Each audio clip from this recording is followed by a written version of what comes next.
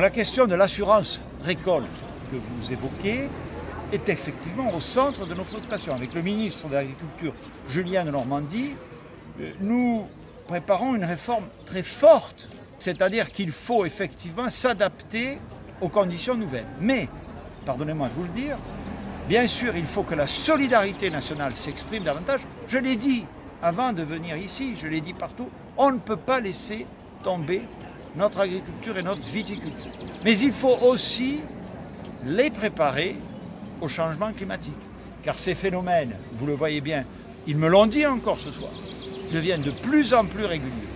Donc par la recherche, par l'évolution des modes de culture, par toute une série d'actions, nous devons accompagner, c'est le rôle de l'État, accompagner ce secteur économique à ces nouvelles conditions de production. L'assurance en est un levier, ça n'est pas le seul. J'ai sans doute pris connaissance des compromis auxquels le ministre de l'Agriculture et de l'Alimentation, Julien de Normandie, est parvenu. Nous avons une position qui imprègne d'ailleurs la loi climat. Il y a des évolutions qui sont indispensables. Nous avons parlé tout à l'heure des aléas climatiques.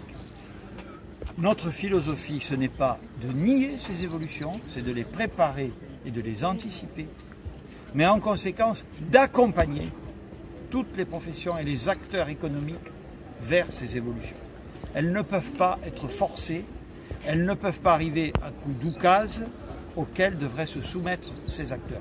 Notre rôle, c'est de regarder la vérité en face, de dire oui, il y a des enjeux du changement climatique sur toute une série de sujets, mais nous allons dégager les moyens, le calendrier, les moyens budgétaires pour accompagner les professions concernées.